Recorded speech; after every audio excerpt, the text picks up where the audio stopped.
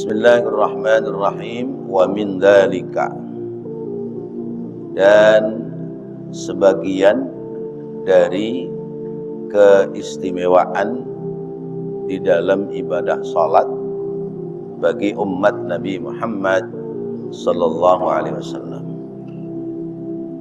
Anna salata, bahwasanya salat itu al-iqtirabu min hadrati rabbil arbabi, bahwasanya salat itu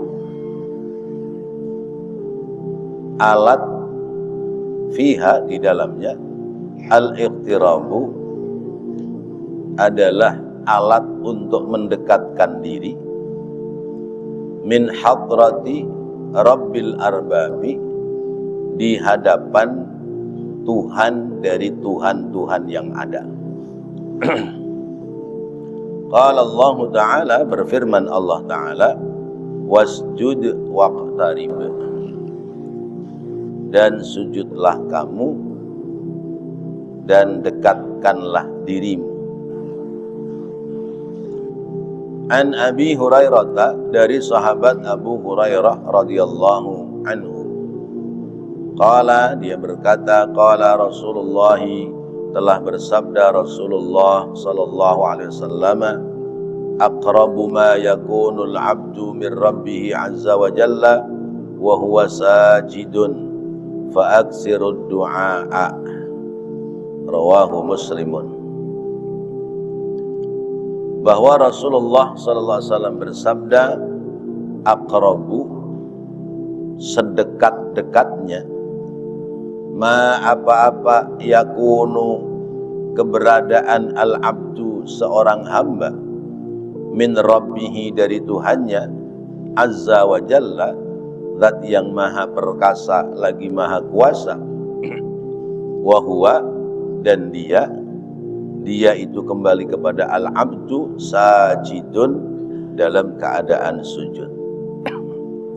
Fa'aksiru, maka perbanyaklah oleh kalian ad-du'a, berdoa di saat sujud. Wa innama, dan sesungguhnya, kana ada fis sujudi, dalam sujud itu, qarbun khassun, pendekatan yang khusus, lima, terhadap apa-apa, fihi, padanya, pada seorang hamba, min mahdi dhullil ubudiyati, dari pengakuan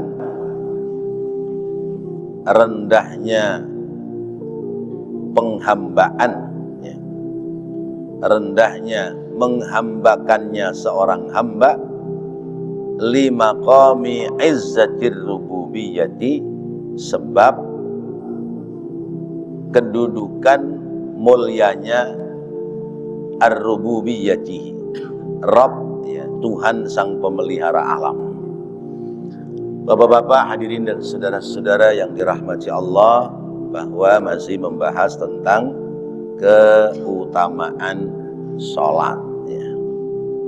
Di antaranya keutamaan sholat itu, atau keistimewaan sholat itu adalah bahwa sholat alat mendekatkan diri seorang hamba kepada Allah. Jadi kalau kita sholat, berarti kita mendekatkan diri kepada Allah.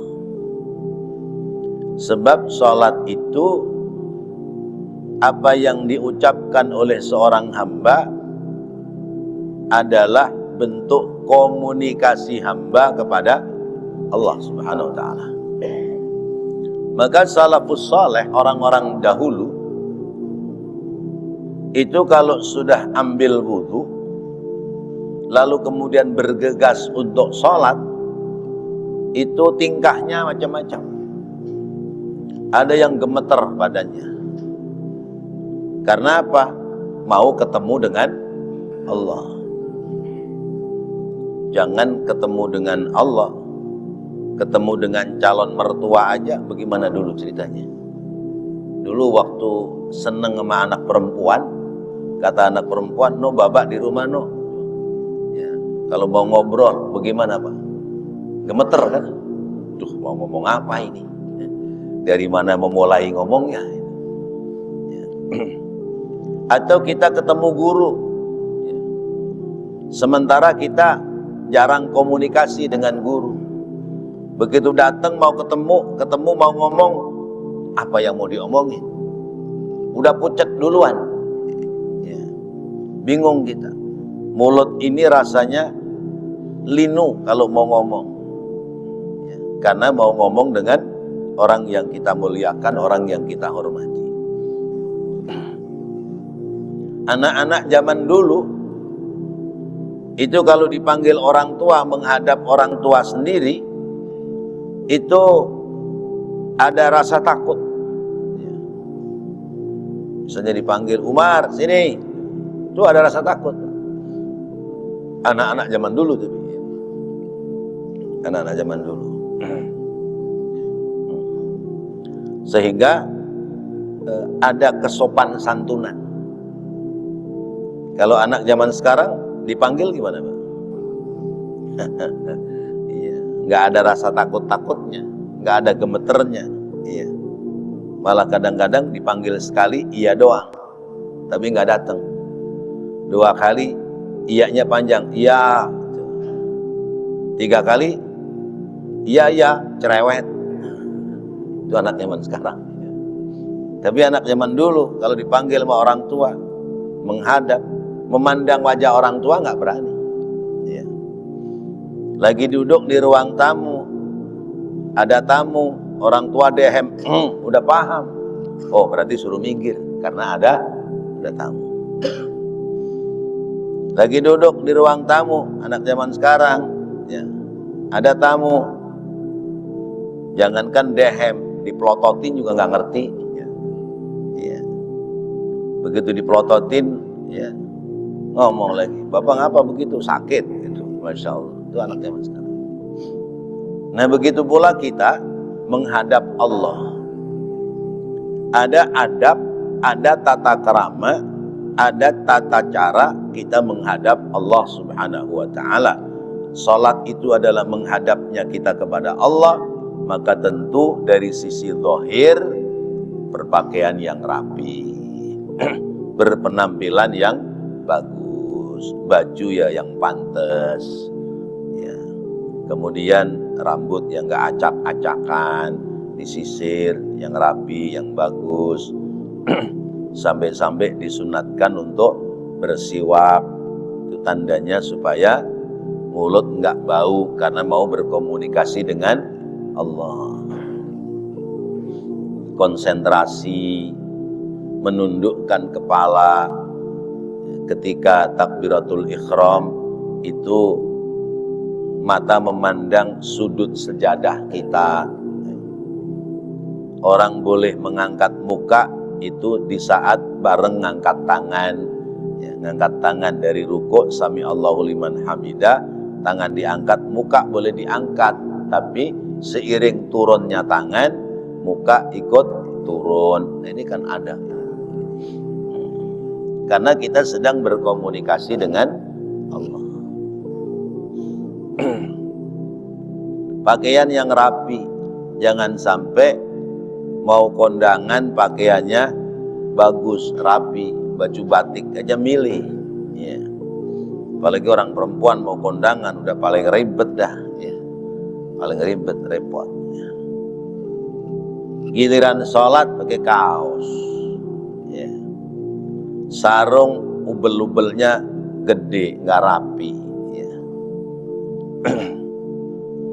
Nah itu berarti kita menafikan dalam rangka kita bertemu dengan Allah dan berkomunikasi dengan Allah. Zaman sekarang aja orang ke kantor kelurahan, kalau pakaiannya nggak rapi sama petugas disuruh pulang ganti pakaian dulu. Ya. Dulu pakai celana pendek masih dilayanin. Zaman sekarang orang kelurahan pakai celana pendek, pakai celana sobek-sobek, ya.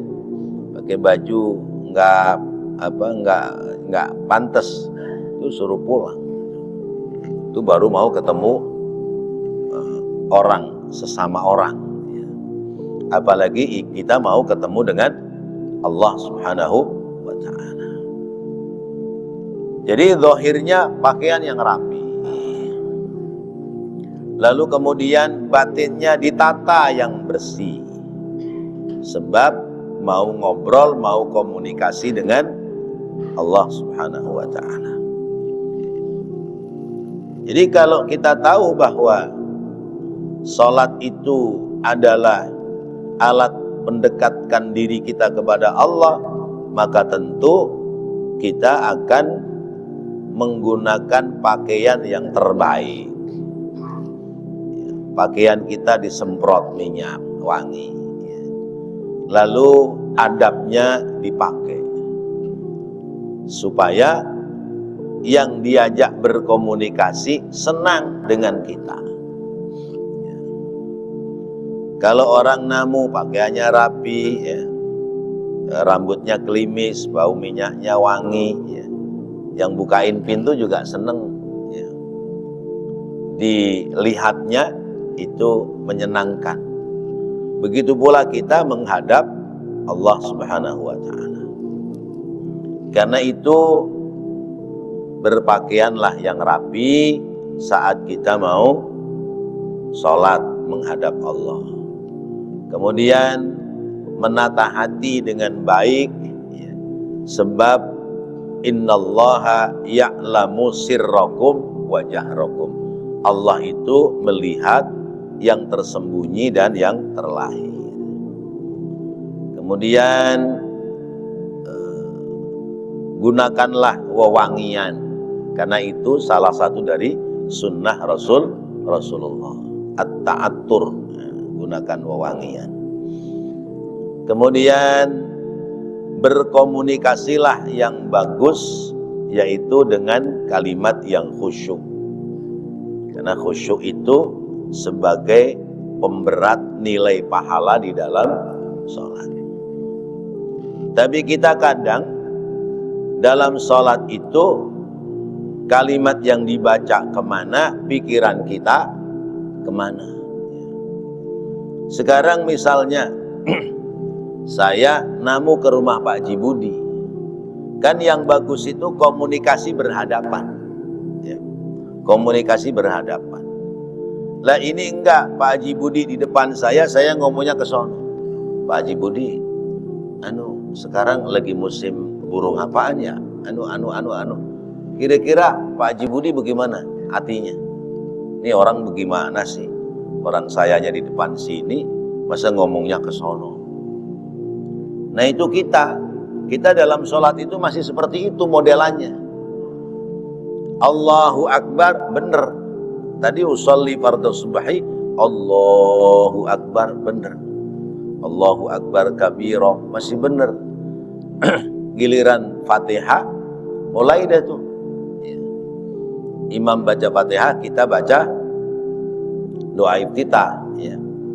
Doa iftitah selesai, imam baca surah, kita baca Fatihah. Nah itu ketika kita baca Fatihah, udah mulai ngayap dah tuh pikiran.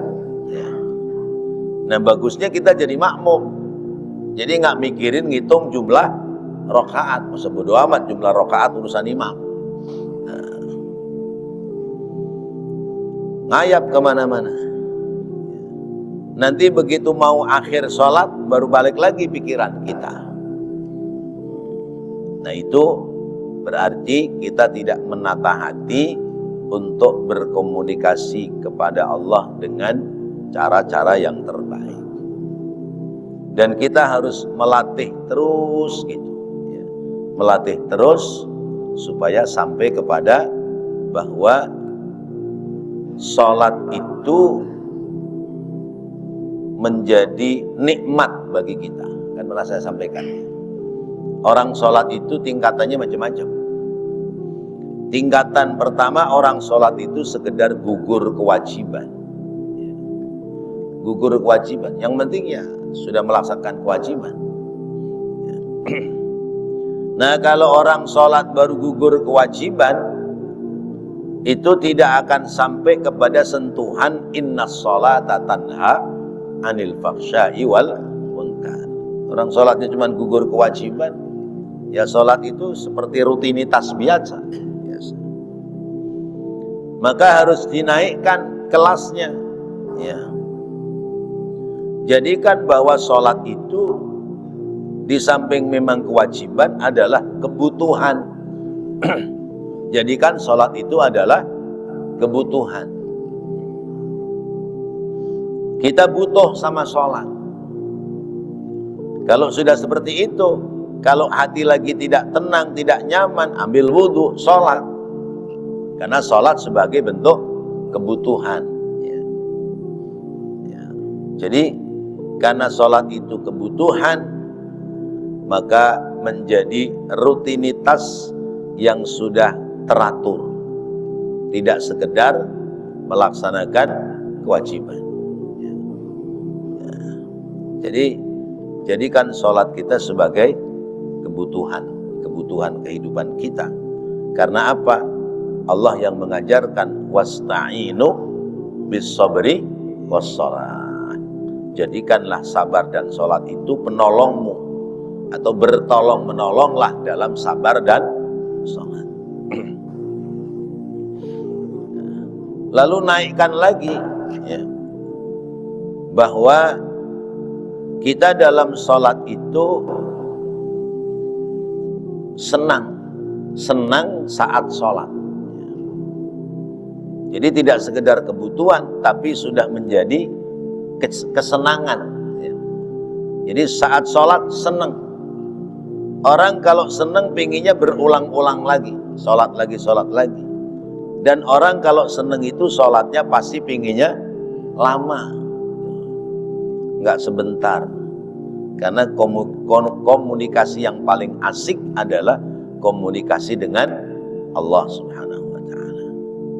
Jadi merasa senang pada saat sholat. Naikkan lagi, merasa menyesal saat kita ketinggalan sholat berjamaah. Ada rasa penyesalan manakala tertinggal sholat jamaah. Nah ini berarti kita sudah sampai kepada rajulun qalbuhu mu'allaqun bil masajid. Ya. Orang yang akan mendapatkan teduhan besok di hari kiamat, diantaranya adalah rajulun qalbuhu mu'allaqun bil masajid. Orang yang hatinya udah nempel di masjid. Ya. Hatinya nempel di masjid artinya tidak mau tertinggal sholat berjamaah. Menyesal manakala tertinggal sholat berjamaah. Itu tingkatan-tingkatannya. Sampai kepada bahwa sholat itu sebuah kenikmatan. Orang merasa nikmat saat sedang sholat. Orang merasa nikmat saat sedang sholat. Dan itulah sholatnya Rasulullah SAW. Merasa nikmat ketika sedang sholat. Salafus saleh, orang-orang zaman dulu, itu kalau sudah sholat, maka lupa dengan lingkungannya, lupa dengan apa yang terjadi di sekitarnya. Ya. Ya, seperti misalnya ya, Imam Sirrus Saqati atau imam-imam yang lain, ya. Saya baca di kitab Tanbihul Mukhtarin begitu. Jadi sampai ada yang mengatakan begini, kalau saya lagi di rumah, kalian jangan pada berisik. Kalau kalian mau berisik, tunggu waktu saya sedang sholat. Coba Pak. Kalau mau berisik, tunggu ya, waktu saya sedang sholat. Nah kalau kita kan terbalik, ya. Kita sholat bisa khusyuk kalau tenang, ya. Kalau berisik hilang khusyuknya. Tapi kata seorang ulama ini, justru kalau sedang sholat tidak merasakan apa yang terjadi di sekitar sholat. Anak-anak berisik, terjadi gaduh itu malah nggak dengar, nggak tahu. Masya Allah. Nah itu tingkatan sholat yang sudah sampai pada kalimat merasa nikmat. Nikmat saat sedang sholat. Ya. Sayyidina Umar wafat sedang sholat, ditusuk oleh seorang Majusi. Ya. Tentu kalau tidak sedang sholat nggak mungkin bisa membunuh Sayyidina Umar. Ya. Ketika sedang sholat, bentuk kepasrahan yang sempurna, sedang merasa nikmat, ya, berkomunikasi dengan Allah, akhirnya nggak sadar terhadap apa yang terjadi di sekitarnya. Ya. Macam anak muda-mudi, ya, sedang duduk di pinggir jalan, lagi pacaran, orang lewat juga nggak tahu siapa yang lewat, ya. Karena saking nikmatnya sedang pacaran. Nah kita pacarannya sama Allah lewat sholat, nikmat. Nah, kita harus sampai ke sana, ya, dalam kerjaan sholat kita, supaya sampai kepada merasa nikmat saat sedang sholat. Nah, Rasulullah mengajarkan kepada kita, aqrabu ma yakunul abdu min rabbih azza wa jalla wa huwa sajidun. Paling dekatnya seorang hamba di hadapan Allah yaitu pada saat sedang sujud. Fa'aksirud du'a fis sujud, maka perbanyak doa manakala sedang sujud. Jadi paling dekatnya kita kepada Allah saat sujud. Kita bisa bayangkan, ya, muka ini kan paling terhormat, paling berharga di badan kita, ya. Anggota badan yang paling berharga, paling mulia adalah muka, kepala, ya. Ya. Kepala kita ditoyor teman kita aja, kita ngomong, ya, enak aja lu noyor-noyor pala gua, ya. Ini pala begini dipitrahin tahu, nah, gitu kan zaman dulu kan, ya. Barangan, ya, main pegang-pegang pala gitu. Tapi kepala sebegitu terhormatnya, muka sebegitu mulianya di badan kita, kita tempatkan di tanah, di tempat yang paling bawah, bahkan nungging kita, ya, pantat yang lebih tidak berharga daripada muka, ya, itu diangkat, muka, kepala malah di bawah. Kenapa demikian? Karena supaya hilang kesombongan dari kita. Kita menghadap Allah, ya, kemudian sujud. Nah, sujud itu adalah sedekat-dekatnya hamba kepada Allah.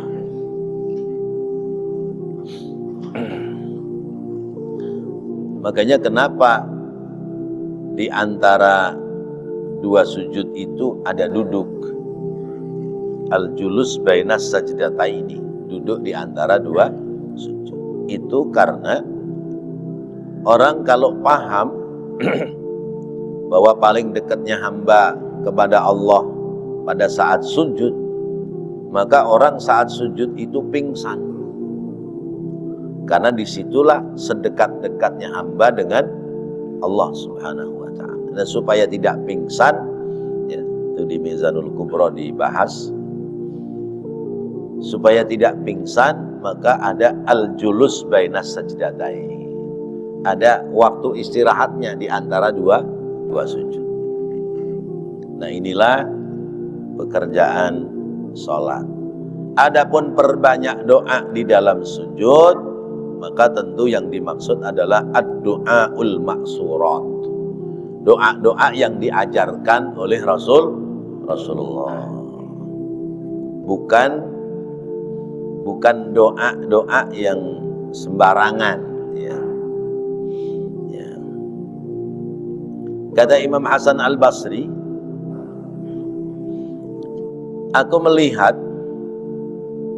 anak muda waktu sholat itu pegang-pegang jenggotnya, pegang-pegang jenggot. Jadi sambil sholat sambil ngelus-ngelus jenggot. Lalu Di saat sujud terdengar lirih kalimatnya, ya Allah, jodohkanlah aku dengan bidadari-bidadari surga ketika nanti sampai ke surga. Nah, begitu selesai dari sholat, ditegur sama Imam Hasan al-Basri. Iya, bagaimana kamu bisa minta bidadari surga sementara sholatmu saja tidak khusyuk, sholatmu saja tidak sempurna. Jadi kalau sudah khusyuk, sudah sempurna, sudah sampai pada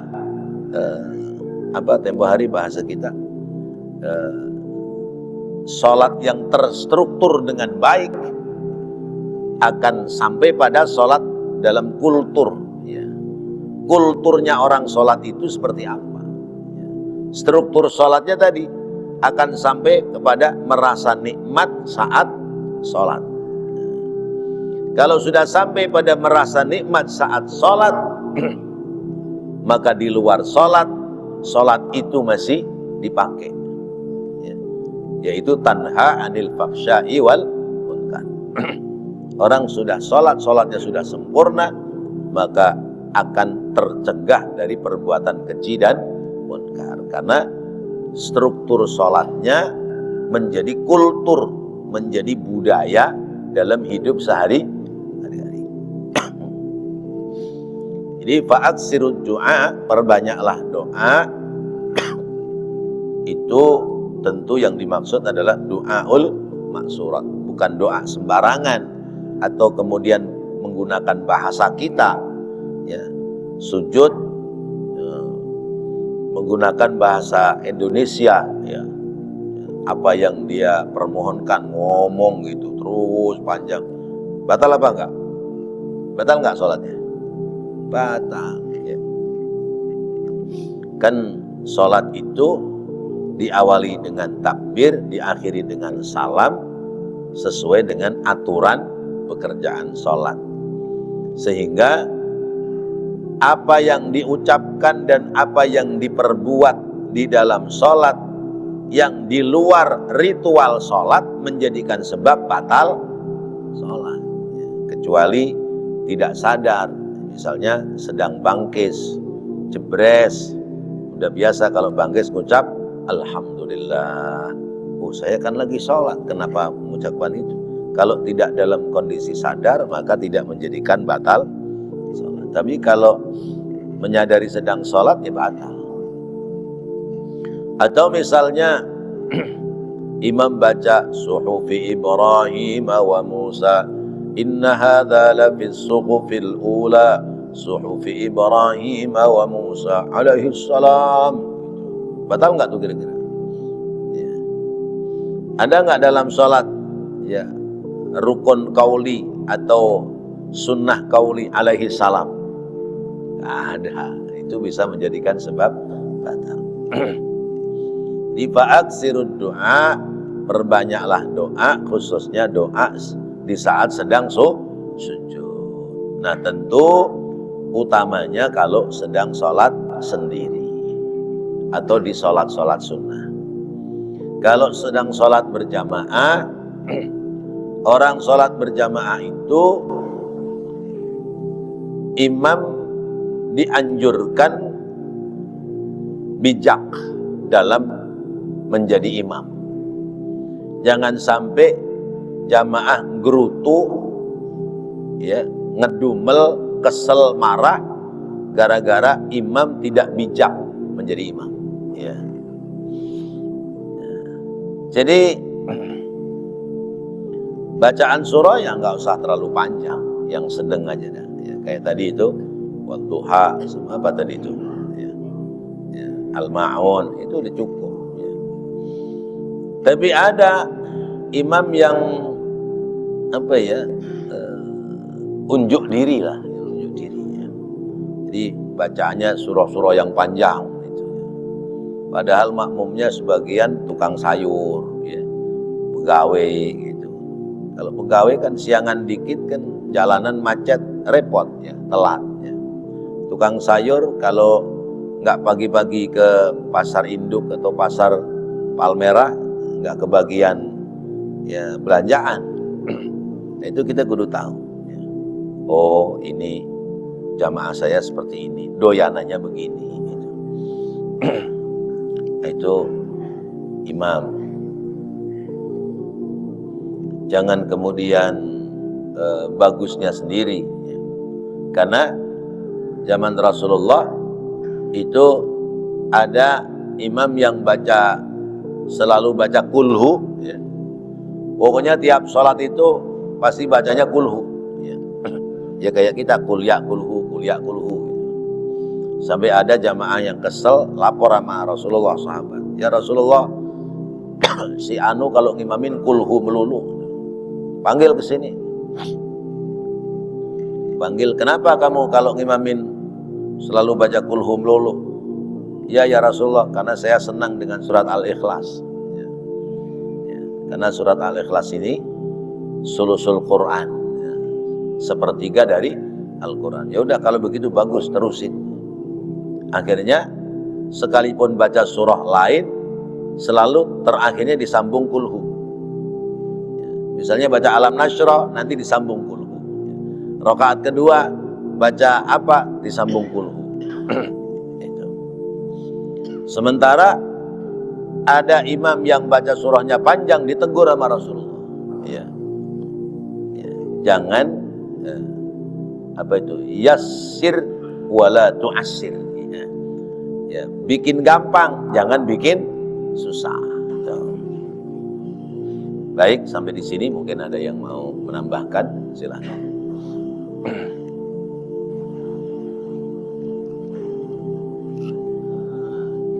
Ya.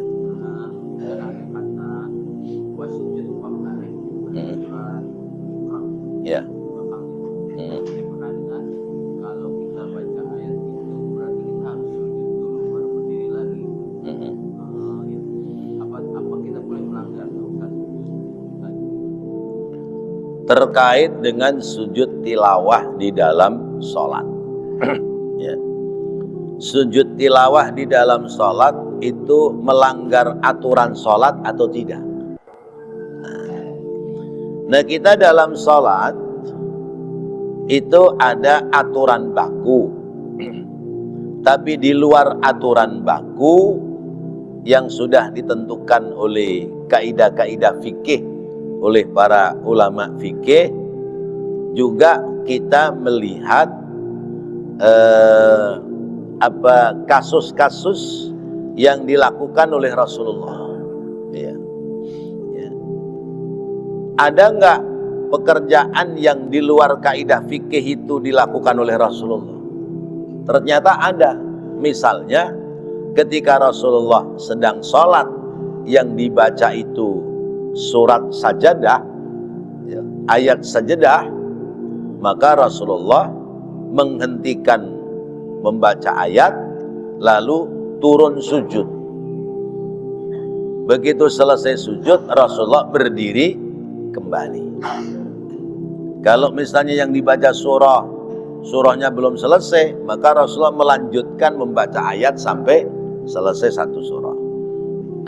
Baru kemudian rukuk dan seterusnya. Nah, ini berarti boleh dan ada kesunahan, sebab pekerjaan ini dikerjakan oleh Rasulullah. Misalnya wasjud waqtarib, Allahu Akbar, kan langsung sujud tuh. Nah, kalau makmum nggak ngerti, pasti makmumnya bilang subhanallah, orang harusnya rukuk, dia sujud.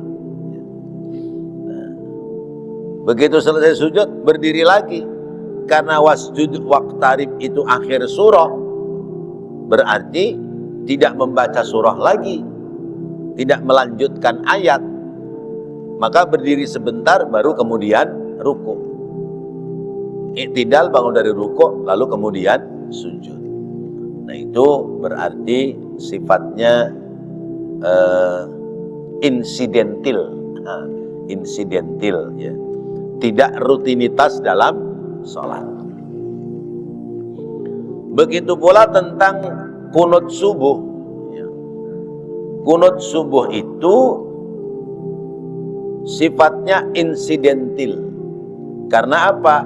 Rasulullah dalam sholat subuh kadang-kadang doa kunut, kadang-kadang tidak doa kunut. Lalu kenapa madhab Imam Syafi'i menjadikan doa kunut itu sunnah ab'ad, sunnah yang mendekati wajib, sehingga kalau ditinggalkan atau lupa itu diganti dengan sujud sahwi. Mengapa Imam Syafi'i menjadikan itu doa kunut itu sunnah ab'ad? Karena kaidahnya begini, apa yang dikerjakan oleh Rasulullah yang dikerjakannya itu terus ya, dan tidak pernah ditinggal oleh Rasulullah, maka hukumnya wajib. Tapi apa yang dikerjakan oleh Rasulullah yang dikerjakannya kadang-kadang dikerjakan, kadang-kadang tidak, maka jatuh hukumnya sunnah. Rasulullah kadang-kadang kunut, kadang-kadang tidak kunut, maka kunut ditempatkan dalam sholat subuh dan setengah dari sholat taraweh, setengah dari sholat witir di bulan Ramadan menjadi dihukumkan hukum sunnah. Misalnya Rasulullah puasa Senin Kemis, puasa terus Senin Kemis, atau kadang-kadang puasa kadang-kadang enggak. Kadang puasa kadang enggak. Sebab kalau Rasulullah puasa terus nanti puasa Senin Kemis menjadi hukum wajib. Rasulullah sholat taraweh berjamaah apa enggak? Enggak. Terus sholat tarawehnya di masjid melulu apa ada di rumah? Kadang di masjid, kadang di rumah.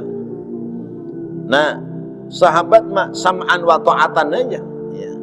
Melihat cara Rasulullah sholat, ikuti ya. Kemudian kadang sholat di masjid sendiri-sendiri, kadang-kadang sholat di rumah. Nah, ada nggak terusannya dari pekerjaan sholat tarawih yang begini? Ada. Apa? Omongan Rasulullah ya. Ya. Ketika ditanya oleh Siti Aisyah, ya Rasulullah, kenapa sholatmu qiyamul lail kadang di masjid, kadang di rumah? Apa jawab Rasulullah? Kalau aku sempurnakan sholat tarawih di masjid, khawatir tarawih itu menjadi wajib. Itu dasarnya itu. Jadi apa yang dilakukan oleh Rasulullah berulang-ulang ya, dan tidak pernah ditinggalkan, maka menjadi hukum wajib. Sehingga apa yang dikerjakan oleh Rasulullah yang tidak berulang-ulang ya, menjadi ketentuan hukumnya adalah hukum sunnah. Sujud tilawah dikerjakan oleh Rasulullah pada saat sedang sholat. Ada bacaan surah ya, yang di situ diperintahkan sujud tilawah. Rasulullah mengerjakan apa tidak? Mengerjakan, maka berarti itu boleh sekalipun di luar kaidah-kaidah dalam sholat. Sama juga doa dalam sujud itu, doa dalam sujud itu ya kalimatnya subhana rabbiyal a'la wa bihamdihi. Boleh nggak ditambah? Boleh, tapi al-maksurat, doa yang diajarkan oleh Rasul. Nambahin sendiri boleh nggak? Nggak boleh. Nah, jadi terkait dengan sujud tilawah dalam sholat itu ada contoh dari Rasulullah. Maka sifatnya insidentil. Kalau memang ada contoh dari Rasulullah ya dikerjakan. Kalau misalnya tidak ada contoh dari Rasulullah, tapi ada dalil yang kuat untuk dikerjakan, boleh apa enggak? Boleh. Ya, tapi tentu itu di luar kegiatan sholat. Seperti misalnya yang kadang-kadang ramai menjadi bahan pembicaraan, maulid itu bid'ah dolalah, apa bid'ah hasanah. Ya, sampai sekarang kan masih banyak yang mengatakan maulid itu bid'ah. Ya. Maka pelakunya itu namanya pelaku bid'ah itu. Ya. Nah, bid'ah itu ada yang hasanah, ada yang dolalah. Ya. Bid'ah hasanah adalah satu kebiasaan yang baik yang memang tidak dikerjakan oleh Rasulullah, tapi isi dari kebiasaan itu adalah mengambil nilai-nilai kebaikan. Ya. Dalam maulid ada baca Quran, dalam maulid ada baca sirah nabawiyah, dalam maulid ada nasihat-nasihat agama. Maka ini menjadi tidak bid'ah karena di dalamnya adalah nilai-nilai kebaikan. Nah, kalau semua diantem bid'ah, ya kita juga bid'ah semua ini. Sampai muka kita muka bid'ah. Ya, muka kita kan bid'ah, nggak ada yang sama sama Rasulullah. Ya. Pakaian kita bid'ah, ya, masjid kita bid'ah, cara ngaji kita yang begini bid'ah, bid'ah semua udah. Pusing kalau udah begitu. Ya. Masya Allah. Jadi demikian. Baik. Ada lagi? Baik, kalau tidak ada kita sudahi. Jadi kembali pada pokok keterangan hadis ini bahwa salat adalah alat mendekatkan diri kita kepada Allah Subhanahu wa taala, dan paling dekatnya seorang hamba di hadapan Allah adalah pada saat sujud. Maka kalau kita punya hajat, ungkapkan dalam sujud kita, tapi tentu dengan bahasa hati, tidak dengan bahasa lisan. Kenapa? Sebab Allah zat yang maha mengetahui. Wallahu a'lam bishawab. Mudah-mudahan Allah jadikan ilmu yang bermanfaat. Rabbana taqabbal minna innaka antas sami'ul alim wa tub 'alaina innaka antat tawwabur rahim. Rabbighfir warham wa anta khairur rahimin. Allahumma inna nas'aluka khaira hadzal yawm, fathahu wa nasrahu wa nurahu wa barakatahu wa hudah. Allahumma inna nas'aluka khaira hadzal yawm wa khaira ma fi wa khaira ma qablahu wa khaira ma ba'dah, wa na'udzu bika min syarri hadzal yawm wa syarri ma fi wa syarri ma qablahu wa syarri ma ba'dah. Allahumma inna nas'aluka min fujaatil khair wa na'udzu bika min fujaatil syarr. Allahumma inna nas'aluka khairal haya wa khairal mamah wa khaira ma baina dzalik, wa na'udzu bika min syarril haya wa syarril mamah wa syarri ma baina dzalik. Rabbana atina fid dunya hasanah wa fil akhirati hasanatan wa qina adzaban nar. Wa sallallahu ala sayyidina Muhammad wa ala alihi wa sahbihi wa sallam. Walhamdulillahi rabbil alamin. Subhanakallahumma wa bihamdika asyhadu an la ilaha illa anta astaghfiruka wa atubu ilaik. Assalamualaikum warahmatullahi wabarakatuh.